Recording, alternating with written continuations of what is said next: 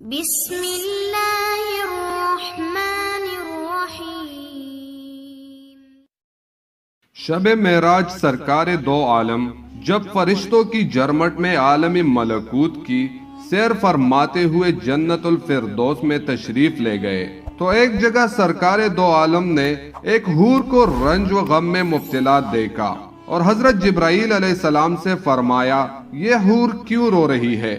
آخر اس کو کون سا دکھ ستا رہا ہے؟ جب حضرت جبرائیل علیہ السلام نے دریافت کیا تو اس حور نے عرض کی کہ میں نے اس لیے اپنا یہ حال بنا رکھا ہے کہ سرکار دو عالم کی رحمت بری نگاہیں مجھ پر بھی پڑے اور پھر میں اپنا حال عرض کرنے کی سعادت حاصل کروں۔ جب حور کو سرکار دو عالم صلی اللہ علیہ وسلم کی دربار میں حاضر ہو کر حال عرض کرنے کی سعادت ملی تو اس نے جھک کر سلام عرض کرنے کے بعد اپنی سرگزشت سنائی کہ یا رسول اللہ تعالیٰ نے مجھے جنت کی حوروں میں حسن و جمال کی ملکہ بنایا، اگر میں بے نقاب ہو جاؤں تو دیکھنے والوں کی آنکھیں خیرہ ہو جائے اور جنت میں دوپہر کا اجالا ہو جائے۔ یا رسول اللہ، ایک واقعہ ہے کہ اچانک میرے دل میں خیال پیدا ہو گیا کہ بروز قیامت ہر حور کو کسی نہ کسی جنتی شخص کے حوالے کیا جائے گا،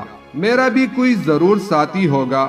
بالآخر میں نے خالق کائنات کی بارگاہ میں عرض کی کہ تیرا بے حد احسان کہ تو نے مجھے حوروں کی ملکہ بنایا ہے، اب میری خواہش ہے پوری کر دے کہ جنت میں میرا ساتھی کون سی ہستی ہوگی۔ رحمتوں کا دریا جوش میں آیا اور میری التجا قبول کی۔ حکم ہوا، سامنے جو آئینہ رکھا ہے اسے ایک نظر دیکھ لو، تیرے ساتھی کی جھلک نظر آ جائے گی۔ یا رسول اللہ، جب میں دیوانہ وار آئینے کی طرف بڑھی تاکہ اپنے ساتھی کی جھلک دیکھ سکوں، جو ہی نگاہ اٹھائی دل پر ایک بجلی گری اور آرزوؤں کا سارا تصور جل گیا۔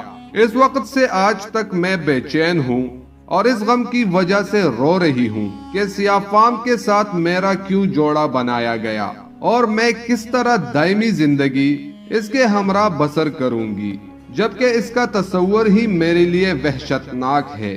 سرکار دو عالم صلی اللہ علیہ وسلم نے مسکراتے ہوئے دریافت کیا، اپنے ساتھی کا جو سراپا تو نے آئینے میں دیکھا ہے اس بارے میں کچھ بیان کرو۔ اس نے عرض کی، سر تا پاؤ جسم سیاہ، موٹے ہونٹ، چوڑے دانت، بدا چہرہ، تنگ و تاریک پیشانی، چھوٹی چھوٹی آنکھیں۔ جیسے ہی حور نے اپنے رفیق جنت کے بارے میں سرکار دو عالم صلی اللہ علیہ وسلم کو بتانا شروع کیا اور حلیہ کے بارے میں بیان سماعت فرمایا تو سرکار صلی اللہ علیہ وسلم نے سر مبارک اٹھایا اور جلال سے دیکھتے ہوئے فرمایا، تو نے جو سراپا بیان کیا ہے وہ تو میرے پیارے بلال کا ہے، ایک عاشقی رسول کا سراپا، ایک وفادار اور گوہر نایاب کو پا کر اپنی کم نصیبی کا شکوہ کر کے رو رہی ہے۔ کیا تجھے نہیں معلوم کہ بلال میرا عاشق ہے؟ میں نے اسے اپنی پلکوں کے سائے میں پناہ دی ہے۔ میرا بلال ایسی شان والا ہے کہ بروز قیامت اس کی جسم کی سیاہی حوران جنت کی رخساروں پر تل بنا کر تقسیم کر دی جائے گی۔ وہ ایسا عاشق ہے کہ اس پر عشق ہی کی وجہ سے ہر آسائش نے منہ پھیر لیا ہے۔ اپنے حسن و جمال پر غرور نہ کرو، ہو سکتا ہے تو 70,000 نقاب الٹ کے میرے بلال کے سامنے آئے اور میرا بلال تجھے ناپسند کرے۔ آپ صلی اللہ علیہ وسلم کا فرمان سن کر حور اضطراب شوق کی وجہ سے چیخ اٹھی اور عرض گزار ہوئی، آپ صلی اللہ علیہ وسلم میری معذرت قبول فرمائے، میرا غم و عالم شکوہ و شکایت جاتے رہے ہیں، مجھے وہی بلال پسند ہے۔ میری خوش نصیبی تھی کہ سرکار دو عالم صلی اللہ علیہ وسلم کے عاشق زار میرے حصے میں آیا ہے۔ تو آپ صلی اللہ علیہ وسلم نے معذرت قبول فرماتے ہوئے دعا دی اور آگے بڑھے۔